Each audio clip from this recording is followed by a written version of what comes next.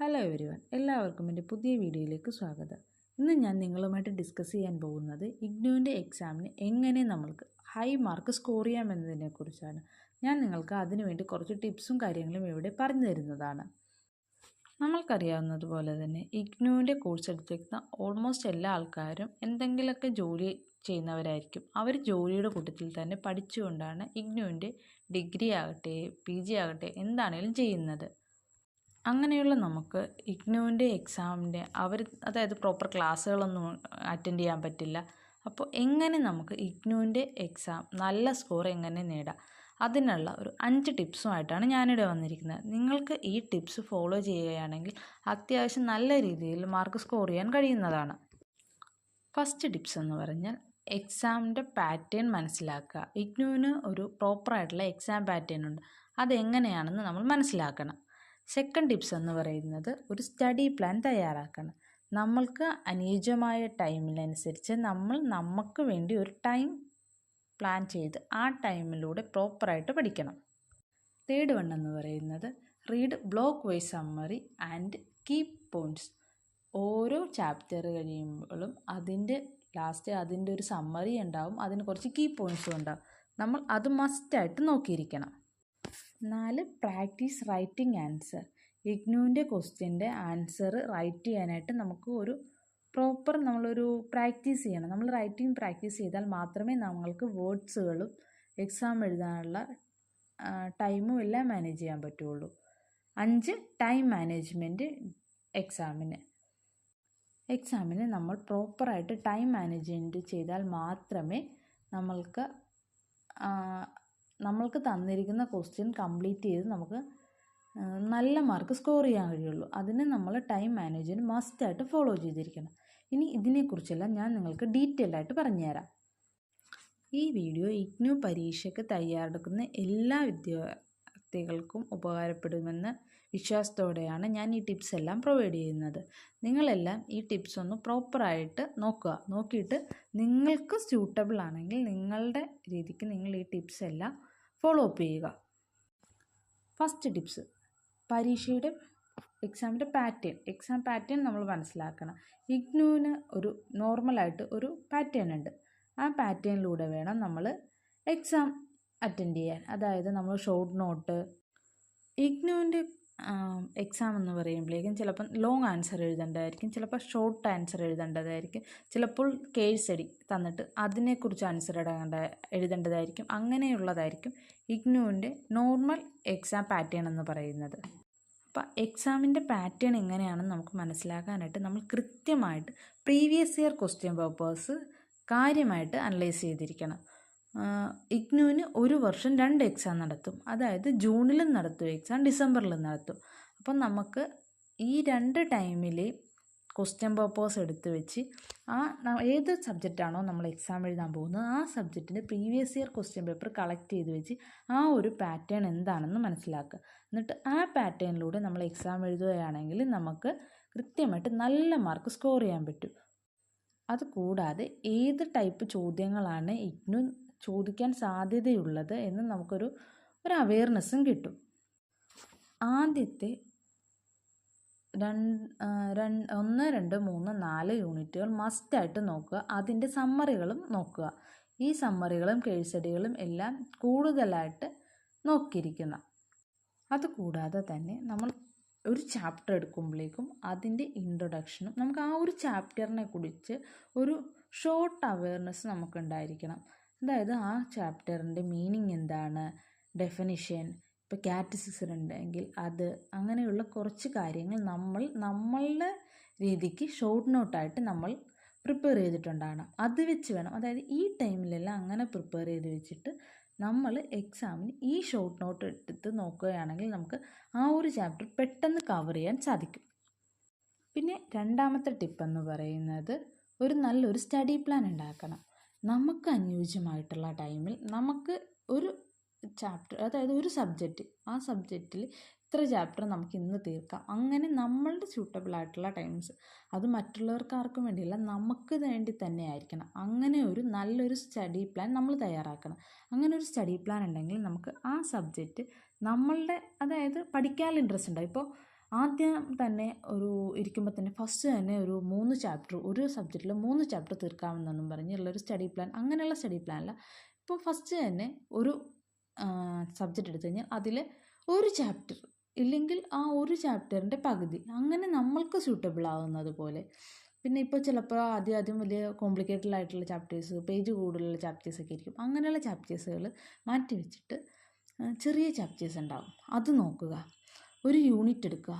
ഇപ്പോൾ 5 യൂണിറ്റ് ഉണ്ടെങ്കിൽ 5 യൂണിറ്റിലെ ഫസ്റ്റ് ചാപ്റ്റേഴ്സ് എല്ലാം നോക്കിയിട്ടുണ്ടാവുക. അങ്ങനെയല്ല, നമുക്ക് അനുയോജ്യമായ രീതിയിൽ ഒരു സ്റ്റഡി പ്ലാൻ ഉണ്ടാക്കുക. ആ സ്റ്റഡി പ്ലാനിലൂടെ കംപ്ലീറ്റ് സബ്ജക്റ്റ് നമ്മൾ കവർ ചെയ്യണം. ദിവസം കുറഞ്ഞത് ഒരു 2-3 മണിക്കൂർ, മീൻസ് ഇപ്പോൾ രാവിലെ 1 മണിക്കൂർ എടുക്കുക, വൈകുന്നേരം 1 മണിക്കൂർ എടുക്കുക, ഇല്ലെങ്കിൽ നിങ്ങൾക്ക് സ്യൂട്ടബിൾ ആയിട്ടുള്ള ടൈം എങ്ങനെയാണ് അങ്ങനെ ഒരു സ്റ്റഡി ടൈം കണ്ടെത്തി നമ്മളുടെ ഇഷ്ടത്തിന്, മറ്റുള്ളവർക്ക് വേണ്ടിയല്ല നമുക്ക് വേണ്ടി എന്നുള്ളൊരിതിന് വേണ്ടി. ഇപ്പോൾ നമ്മൾ ഫോണിലൊക്കെ നോക്കി എന്തോരം ടൈം കളയുന്നു, ആ ഒരിത് വെച്ചിട്ട് നമ്മൾക്ക് സ്റ്റഡി പ്ലാൻ, നല്ലൊരു പ്രോപ്പർ സ്റ്റഡി പ്ലാൻ ഉണ്ടാക്കുക. എന്നിട്ട് ആ പ്രോപ്പർ സ്റ്റഡി പ്ലാനിൽ ഞാൻ നേരത്തെ പറഞ്ഞല്ലോ ഷോർട്ട് നോട്ട് തയ്യാറാക്കുക എന്ന്. ആ ഷോർട്ട് നോട്ടുകളെല്ലാം നമ്മൾ ഈ സ്റ്റഡി പ്ലാനിൻ്റെ ടൈമിൽ വേണം ഷോർട്ട് നോട്ട് പ്രിപ്പയർ ചെയ്യാൻ. ഈ ഷോർട്ട് നോട്ടുകൾ വെച്ച് നമുക്ക് എക്സാമിൻ്റെ ടൈമിൽ നമുക്ക് നല്ല രീതിയിൽ കവർ ചെയ്യാൻ പറ്റും. പിന്നെ അടുത്തൊരു ടിപ്പാണ് ബ്ലോക്ക് സമ്മറി. എല്ലാ ചാപ്റ്ററിനും സമ്മറി കൊടുത്തിട്ടുണ്ടാവും, അതിൻ്റെ കൂട്ടത്തിൽ കുറച്ച് കീ പോയിൻറ്റ്സും കൊടുത്തിട്ടുണ്ട്. ഈ കീ പോയിൻറ്റ്സും ബ്ലോക്ക് സമ്മറി എന്ന് പറയുന്നത്, നമുക്ക് ആ സമ്മറി വായിക്കുമ്പോഴേക്കും ആ ചാപ്റ്റർ എന്തിനെ ബേസ് ചെയ്തതാണ്, എങ്ങനെയാണെന്നുള്ളതൊക്കെ ഒരു ഐഡിയ കിട്ടും. മീൻസ് നമുക്ക് ചിലപ്പോൾ ചില ചാപ്റ്ററെല്ലാം നമ്മൾ വായിച്ചു കഴിഞ്ഞാൽ തീരില്ല, നമുക്കിനി ടൈമില്ല, അങ്ങനെയൊക്കെ വരുമ്പോൾ ഈ സമ്മറി കൊണ്ട് നമ്മളത് മനസ്സിലാക്കിയെടുക്കുക. അതിലുള്ള കീ പോയിൻറ്റ്സ് വെച്ച് നമുക്ക് ആ ചാപ്റ്ററിനെ വിലയിരുത്തി നമുക്ക് മാർക്ക് സ്കോർ ചെയ്യാൻ കഴിയും.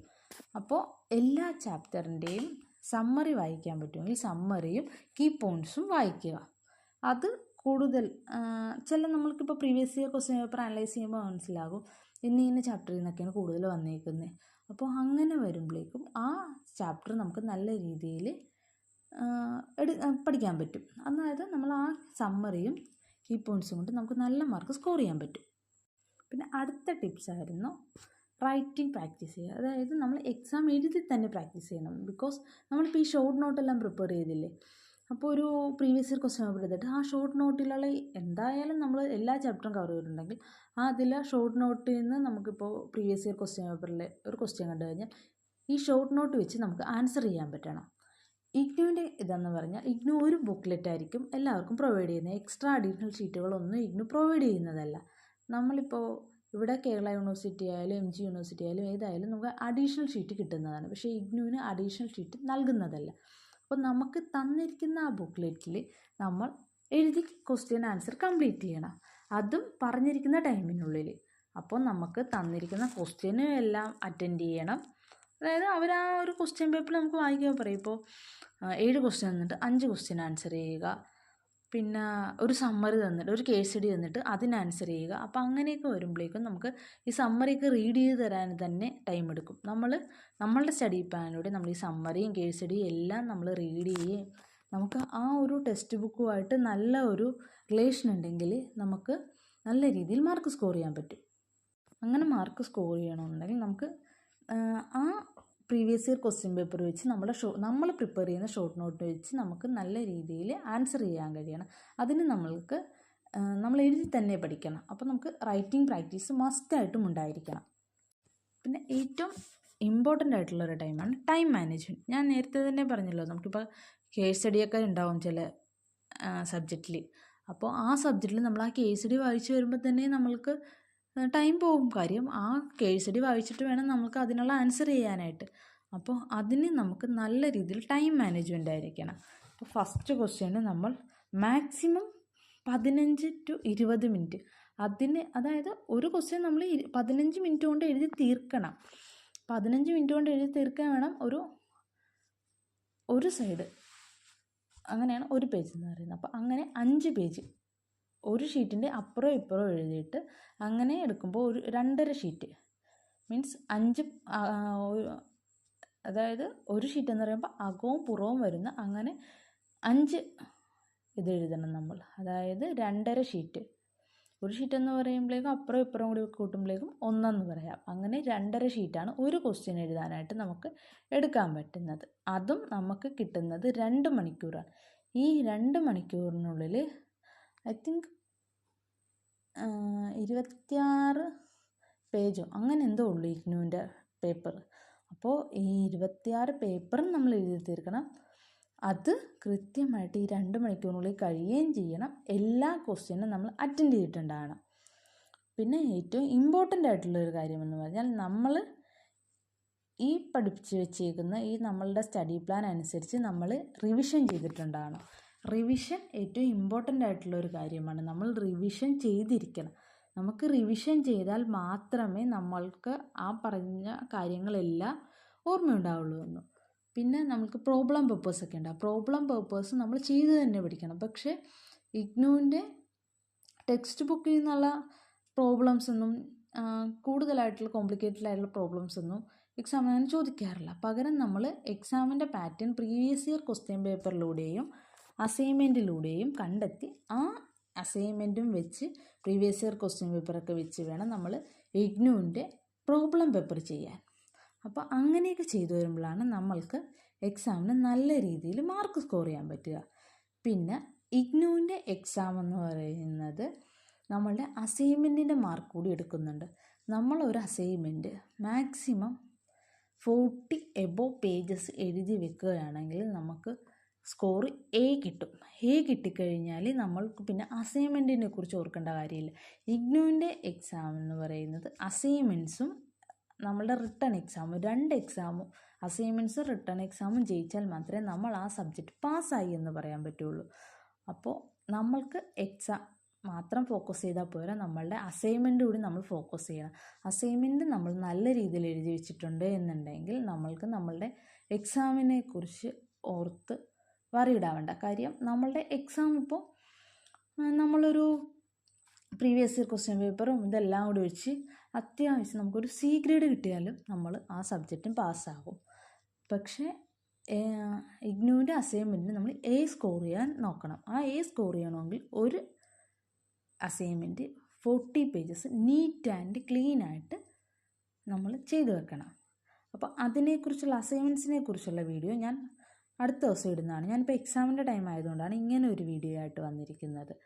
ഈ വീഡിയോ എല്ലാം നിങ്ങൾക്ക് ഉപകാരപ്പെട്ടു എന്നുണ്ടെങ്കിൽ നിങ്ങൾ എന്നെ മസ്റ്റായിട്ട് ഫോളോ ചെയ്യുക. ഇതുപോലെയുള്ള ടിപ്സിനായി നിങ്ങൾ എന്നെ ഫോളോ ചെയ്യുകയും ലൈക്ക് ചെയ്യുകയും കമൻറ്റ് ചെയ്യുകയും വേണം. പിന്നെ ഞാൻ എൻ്റെ ചാനൽ നെയിം ഒന്ന് ചേഞ്ച് ചെയ്തിട്ടുണ്ട്.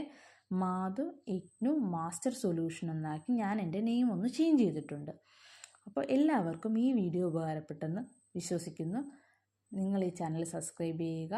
ഈ വീഡിയോ ഉപകാരപ്പെട്ടെങ്കിൽ നിങ്ങളുടെ മറ്റു കൂട്ടുകാർക്ക് ഇത് ഉപകാരപ്പെടുമെന്നുണ്ടെങ്കിൽ അവരിലേക്ക് ഈ വീഡിയോ എത്തിക്കുക. Thank you everyone.